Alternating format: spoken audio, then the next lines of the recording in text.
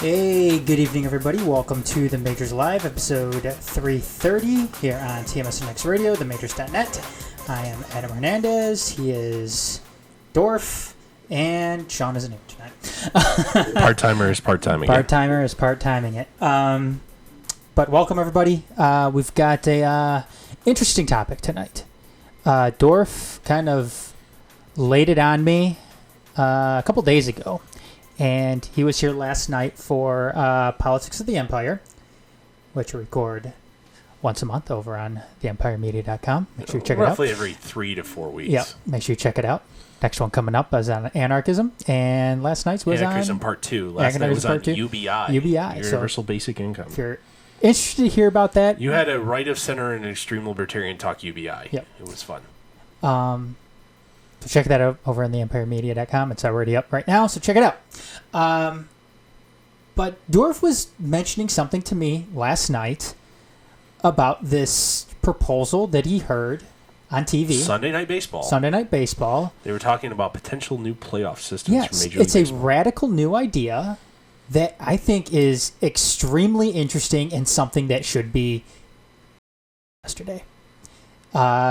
It is something that would dramatically change the way not only the postseason looks, but how the regular season works. How teams approach the first and second halves of the season, and in a lot of sense too, how they would approach the offseason.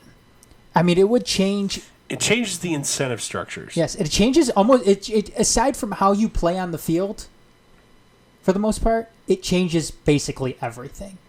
It'll change philosophies. It'll change everything. So, Dorf, I'm going to hand it off to you. Okay. And you go over it. Do you remember who brought it up on Saturday Night Baseball? I believe it was actually Tim Kirchin, who was in there, as his every couple innings for a half-inning segment thing. The proposal is similar, very similar to the minor leagues, where first half champ, whoever has the best record at the All-Star break for the minor leagues gets a playoff berth. Whoever wins the second half gets a playoff berth. Since in most minor leagues there's only 2 divisions, so champ 1, champ 2 plays champ 2, 1, champ 2 of the other side, and then a final after that to determine the league champion. Major League Baseball's the proposal that they made was very similar. So there'd be a first half and a second half champ from each division. There would also be 2 wild card teams left to the best record available of everybody else who doesn't get one of the division championship berths. If you win both the first and second half, you get a first round bye. So it would then essentially turn it into 2 81-game seasons. There's still an incentive to do well for all 162. Teams would be less likely to just say, fuck it, halfway through the year, cut all their veterans, sell them off as replacement parts, and actually go for it. Because, in June, the middle of June rolls around, oh man, the first half wasn't ours, but if we pour it on in the second half, we still have a shot at going dancing this year. The baseball season is a grind. This is one way to make it a little bit more exciting. It will get more teams involved. You would have up to 8 teams per league, so 16 teams overall involved. If this system was used last year, there would only be 15. There's one team in Major League Baseball that won both the first and the second half in their division. That would be Cleveland. Mm-hmm. Cleveland so they would get the bye. Cleveland would get a first-round bye. So how the bracket would work. AL East 1 would play AL East 2, Champion 2. Every division would play their other divisional champ in a best of 3.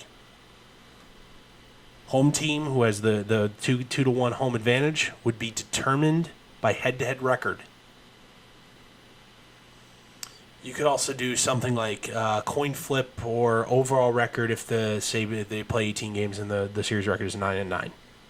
You could do something like record on the road in the series, or most runs scored in the series, or overall record is a tiebreaker. I mean, you can run it all the way down to like option 8 being a coin flip. Mm-hmm. And you'll never get there because baseball is too long. It'll never be that even. Yeah. Then the best overall record. So in this case, this year, or the last year rather, it would have been Boston who won, I believe, 106 games in the regular season. Whoever came out of the Boston and New York Yankees series, because the Yankees won the second half of this, the first half of the season, Boston won the second half. Whoever came out of that would play the winner of the head-to-head wild card. So that would have been Tampa and Seattle. Would have been the two wild card teams of the two best records that didn't win either half of their division. Also, who would have made in the AL, Houston and Oakland. Houston won the first half, Oakland won the second half. Cleveland won both. They would auto-advance to play the winner of Houston and Oakland. So, you then, second round, best of 5, championship series, best of 7, World Series, best of 7. The crazy part is the Dodgers played for the World Series last year. They lost. They didn't win either half, but they ended up winning their division this last year. Boston, so the winners in the National League, first half East would have been Atlanta. The Mets won the second half. Milwaukee had the best record overall in the National League, won the first half. The Cubs won the second half in the National League Central. Arizona won the first half in the West. The Rockies won the second half in the West. Wildcard teams would have been Dodgers and Cardinals. No automatic buys there. Best of 3, best of 5, best of 7, and the best of 7 World Series. You really only add one potential game. You get more teams involved. You make the season matter more throughout. And the proposal that the Baseball Tonight crew, or Sunday Night Baseball crew, actually tossed around involved 2 trading deadlines. I said, fuck it. No trading deadline. You can trade down to the last damn day. I agree.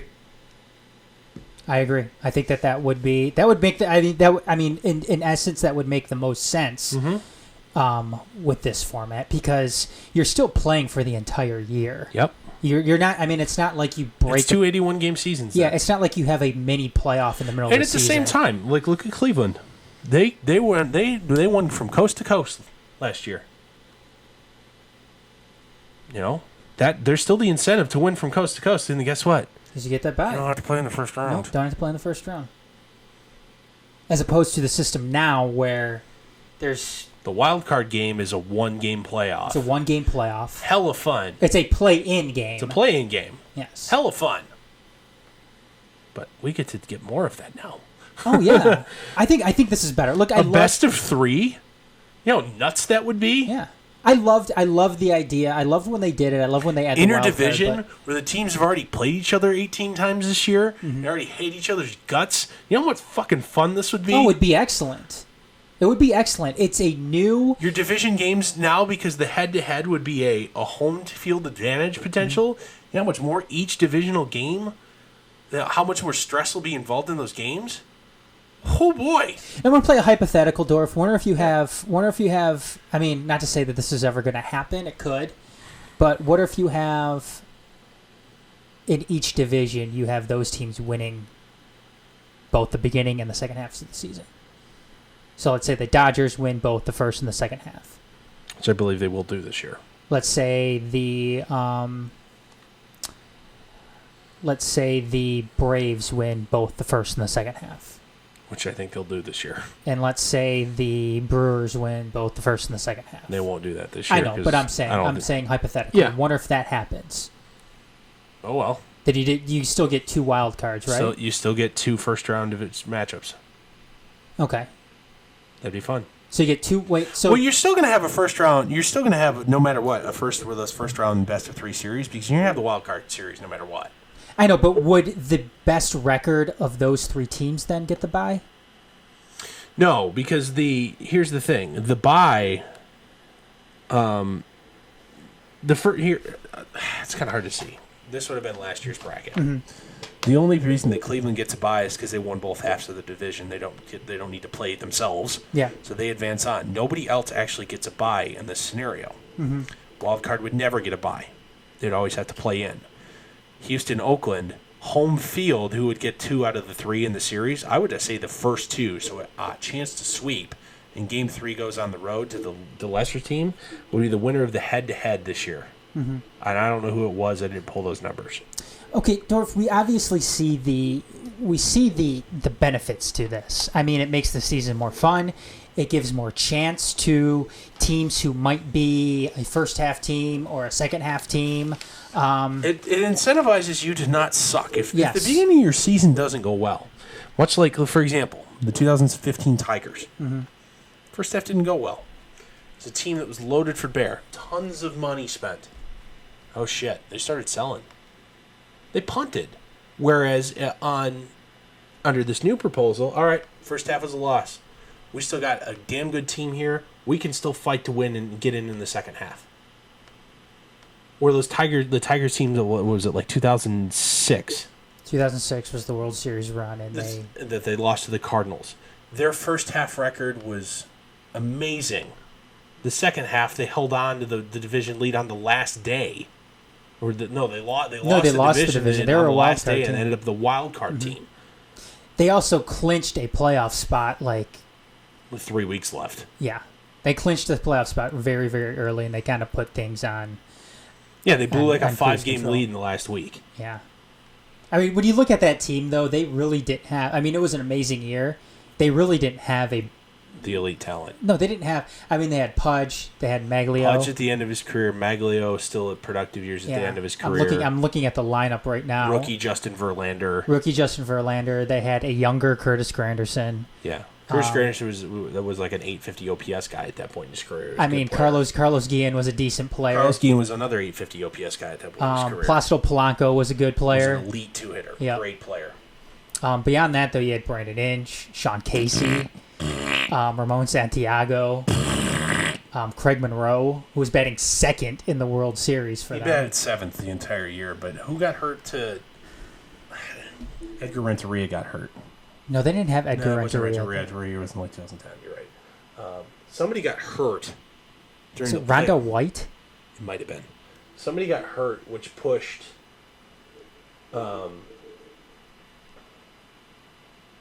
I forget who it was.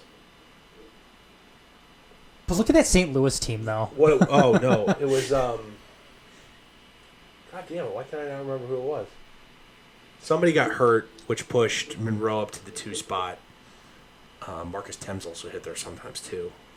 Anyway. Point. And we've kind of jumped the shark here.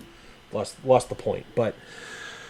under this new proposal, there's more teams involved. Instead, currently, there's, 5 teams per league. This would bring it up to potentially 8. Although one of those teams' playoff run is 1 day. Mm-hmm. So it's effectively only 8. So it would significantly grow the number of teams involved in the playoffs for more than a day. It would put less value on the grind, more value on playing damn good baseball for about 3 weeks. Yeah. So you could argue it dilutes the value and importance of having organizational depth. But you know what? Organizational depth isn't fun. I don't get to watch organizational depth on a nightly basis. No. I want the best, 12 to 13 guys involved on a daily basis. I don't want to see those guys play. The other thing is, we could go balls to the wall in the first half. We could play all our young players. Fuck service time. All right. Cool. We clinched a playoff berth. I'm going to send those young guys down.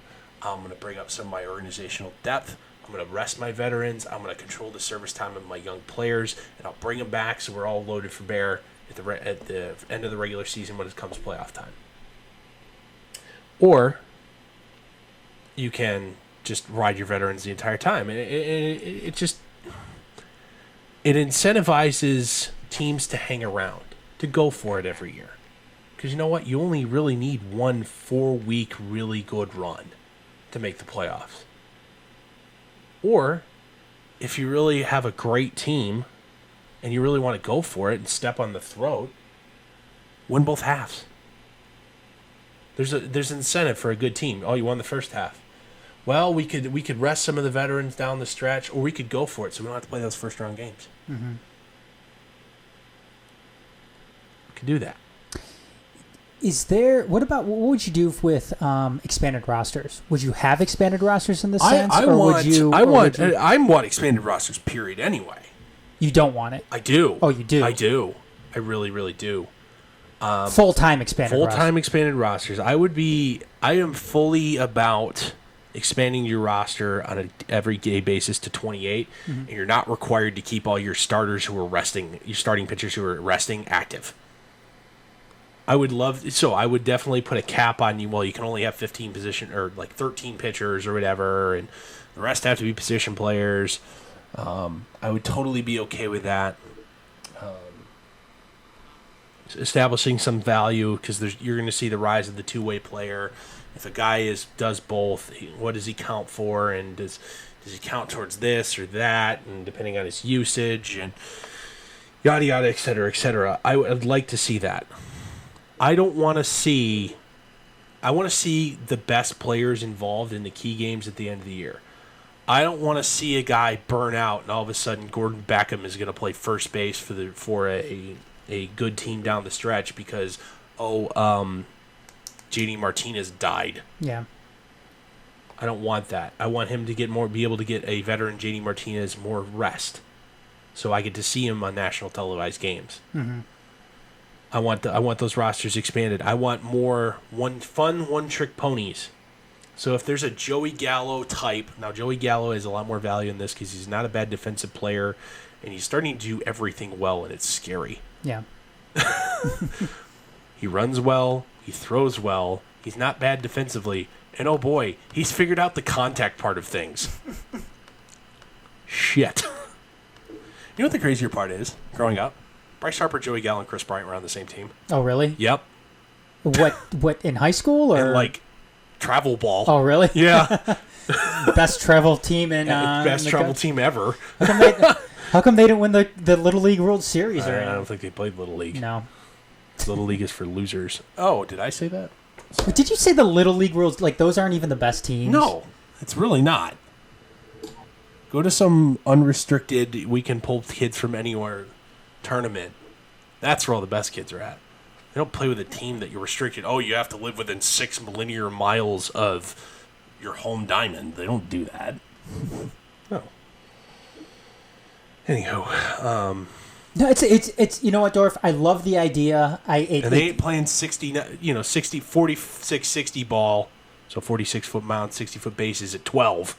Oh, well, I'm beyond that. I'm looking at this. But I love the idea. I love that it's something new. It's something worth trying out, I think. I don't even think you need to try. Just fucking do it. Yeah, just fucking do it. Just fucking do it because I am sick. I am so tired of seeing the same formats in all 4 of the major sports that we have here in the United States. I am so tired of seeing the same thing over and over and over and over and over again. What do you think? Well, I know we've already done the show on NBA playoff proposals. Yeah. What do you think about the NBA doing something like this? Yeah, do it. I'm okay with any. What about the NFL? I think the NFL you could argue, be the one playoff system that isn't broken. I think I could agree with that. Just because you're only playing Stanley Cup playoffs, I understand the value of the grind. I think it's too long. Well, look, I think put more emphasis in a 30, almost 32 team league now. I think you need to put more emphasis on the regular season. Half the teams can't make the playoffs. That doesn't incentivize regular season performance. When it comes to the National Hockey League, I think you need to cut it down. That's fair. So could you say the same thing about basketball then? Absolutely. So you wouldn't want to do something like this in basketball? I would be all about cutting the number of teams down, but changing the ways that you qualify. I like the idea that Adam Silver was entertaining about the midseason tournaments. I think something like that would be fun, and it's something that goes in line with basketball. Obviously, what they do in college with the Maui Invitational and shit like that. I think I think stuff like that is cool. Here's another thing. So there's 4 divisions in each conference in basketball. 4 in the East, 4 in the West. Am I right? Yes. Correct me if I'm wrong. Okay. Mid-season Maui Invitational style tournament. It's a 1 week.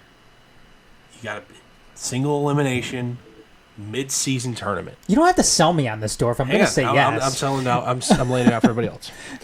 Interdivision tournament, single elimination. or maybe even double elimination. You did it over 2 weeks. You win that tournament, you get one of your division's 2 playoff spots. The other one goes to best overall record. Best overall record left. I love it. I think it's awesome. The only problem is then you could have like the NBA's Eastern Central Division, which is the Pistons, Bulls, Pacers, Milwaukee, and whom else am I forgetting? Pacers. No, I got Pacers. Pacers, Pistons. Oh, Cleveland. Mm-hmm. That's Milwaukee and a bunch of junk. The Pacers are a nice team. The Bucks are a very nice team. As we saw this last year, they had the best overall record in the league. Pistons suck. The Bulls blow. And Cleveland blows even harder. Potentially, by getting hot for 2 weeks, you could have the Chicago Bulls in the playoffs over a team like Indiana who could win 55 games. You okay with that reality? You know what? But here's the thing. Indiana ain't winning a championship. No, I just want to see something different. I do. I want to see something different. I want to see something fun. So, yeah, you know what? Fuck it. Fuck it. Let's see how it works out. Very mature sports take. Let's do it. Fuck it. Why not? Well, you know what? I mean, this isn't. I'm just fucking. I know you are, but there's going to be other people out there that are saying that exact thing, and they aren't going to be joking around about it. Right now, what we see in the NBA and in the National Hockey League and stagnation. It's stagnation. I mean, is it? I mean, not to mention, sports is supposed to be fun. Sports is supposed to be fun. It's supposed to be something different. Yes. That's why in some ways I'm so enamored with how they do stuff. And I know we've talked about this before, on how they and how European soccer's worked out and how that with relegation and all these loans and stuff like that. Yeah, loans and and they have tournaments going on all the freaking time. All the time. I mean, at one point they also play 11 months a year. Yeah, at one point you'll have Arsenal playing they might be playing Manchester United or Crystal Arsenal, Palace. They could be playing in the UEFA league. They could be playing the best teams from La Liga or something. Yeah, like that. Or they're playing some team out of Russia. Or Korea, South Korea, or something like that. I mean, stuff like that is awesome. The closest thing we have to that here is the CHL in Canada. Here's the reason it won't work. What are you talking about? An extended season. We're gonna intermix tournament. We're gonna play this tournament here in a mix of a regular season and yada yada, et cetera, et cetera. The sports television market in the United States isn't okay with star players not playing. You notice when LeBron James is DNP old, how much ratings tank on like national televised games on like TNT? Mm-hmm. Okay. I believe you. Those Premier League teams, they're high-end stars like Lionel Messi. He doesn't play every game. He doesn't all of a sudden they're gonna go take off and go play a team in China. He won't even go. You don't even go because the game ultimately doesn't matter. I know. Or you know what? We don't care. We care about the European Championship this year, the UEFA Championship. We won the Premier League last year. He's only going to play in the UEFA games. We're not going to play in the Premier League, and that's not okay for TV. Is my point. Lionel Messi doesn't play in the Premier League though. You get what I'm saying. You get my point, and you're correct. I know. Yeah, I know that, but you're correct. But you get my point. No, I get it. I'm just thinking that ain't gonna fly here. I'm just thinking though and that's the revenue though the majority of like international soccer revenue is gate receipts and memorabilia. It isn't TV like it is here in the United States. Gate receipts and memorabilia. I know. I was just using the European model just as an example on how. Of just how different things work in other countries when it comes to professional sports and how much more exciting something like that can be. I want to see something like that here, and I'm thinking maybe I see what you're getting. And I think you're right though with the the resting players and when LeBron James isn't playing, TV ratings aren't going to be as good. No one watches. But I'm thinking to myself that there has to be there has to be some makeup to that in a mid-season tournament that is going to have heavy implication on the postseason and what teams make the postseason. Yeah, here's another thing. So let's play the opposite side of the mid-season NBA tournament coin. All right, if I'm the Lakers, I'm not having a great year. I'm floundering. I can go all in, balls to the wall for that 2-week tournament. I can clinch my playoff berth, and we can figure everything else out, and we'll get ready to go in time for when it really counts. Mm-hmm. Instead of all of a sudden, like in the middle of this year, didn't start well, everybody's kind of hurt. Well, we're just going to shut everybody down because we're punting this year. LeBron's not going to play. We're going to shut down Brandon Ingram. Lonzo's not going to, Lonzo's not going to play. Well, they're in New Orleans now. Well, I know, but at the time they weren't. Yeah. We don't, we're punting this season, and you've got guys that weren't on, NBA rosters at the beginning of the year starting games down the stretch. Mm-hmm. That incentive is gone, or it's significantly lessened if you add some sort of midseason tournament. Yeah, it reduces the overall value of being good for over the long run of the 81-game stretch in hockey and basketball. 82-game stretch, hockey and basketball, and the 162 in baseball. Mm-hmm. But makes every game matter a little bit less, but makes every game more exciting for the fans and removes the incentive structure to suck on purpose. Yeah. And this or lessens the incentive structure to suck on purpose. And that's one of the big things here. I mean, we've had a bunch of proposals over the past few months, Dorf, whether, it's the loan system that we've been talking about. It's I just want to. Can we elect Bryce Harper for Supreme Chancellor of Make Baseball Fun Again? Well, getting rid of implementing a loan system. This is all the stuff that we've talked about, Dorf. By the way, I think Bryce Harper's been dethroned of the Make Baseball Fun Again king. That now belongs to Trevor Bauer.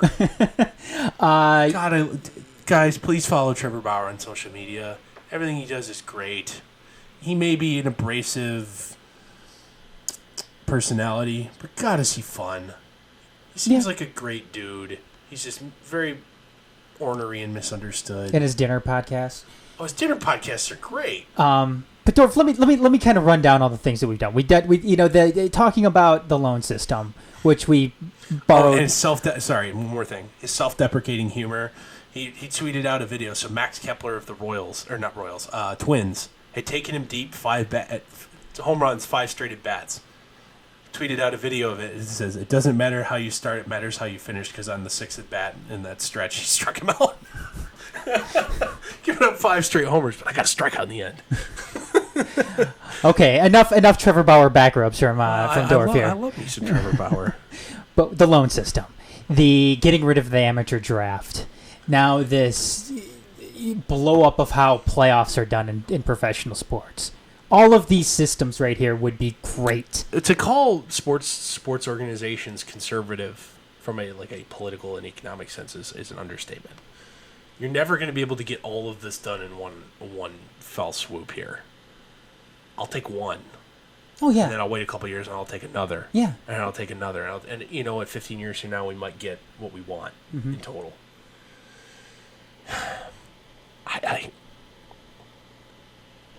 Why did it all die? Dorf, before we go off tonight, just a couple more things. Sure. Lightning round here. Growing concerns over possible MLB strike.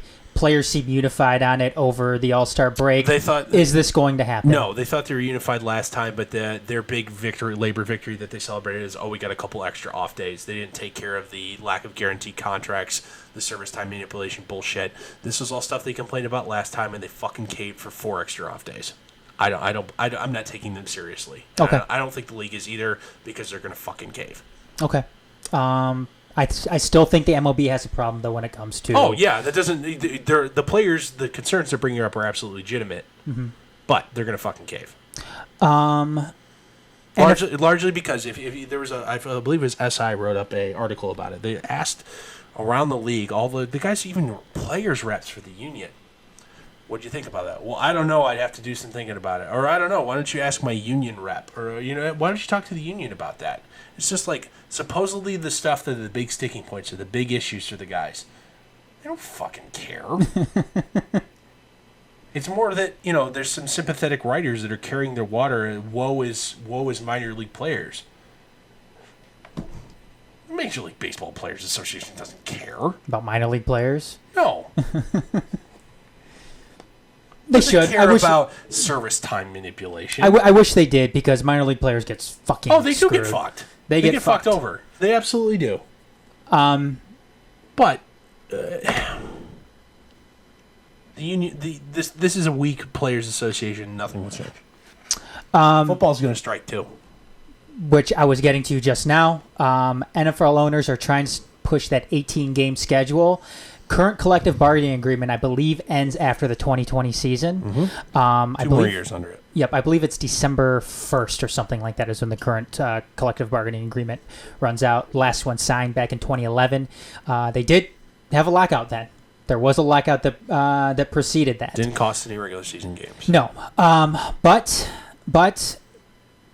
they're taking a look at this. According to the NFL Players Association, adding extra games onto the regular season is going to, I believe the average length of a player's career in the NFL is 3.3 years. Yeah.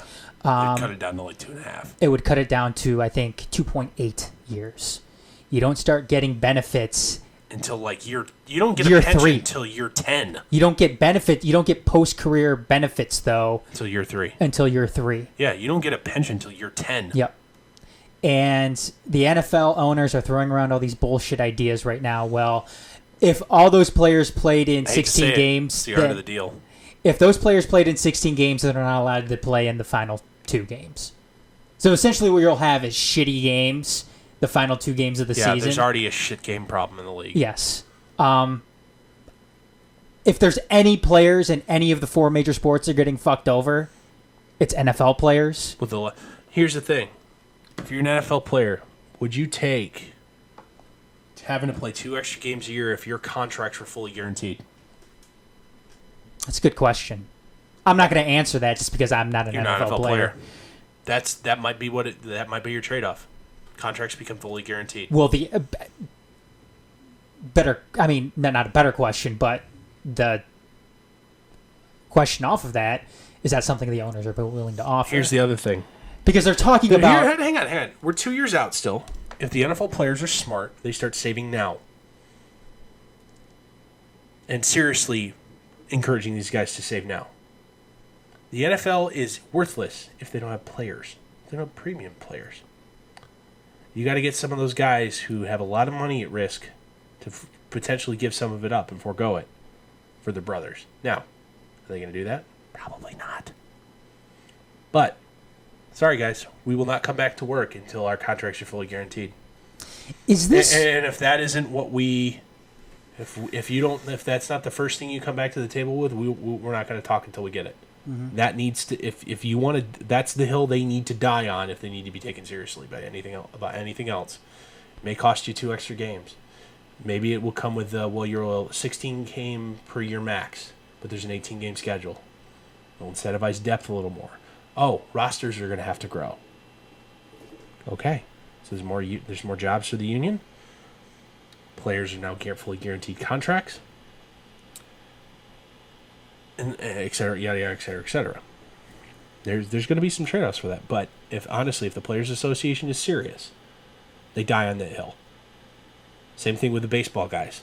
The service time manipulation bullshit, getting you free agency faster, they need to die on that hill. I'm not even saying minor league pay needs to be that's not the sticking point on this one. That's more of a legal issue. Yeah. Because these guys are, when you actually do the math, are paid below minimum wage, but they're fucking exempted from it, from the Protect America's Pastime Act, which is because they're temporary seasonal apprentices. Yeah. Thanks, Congress.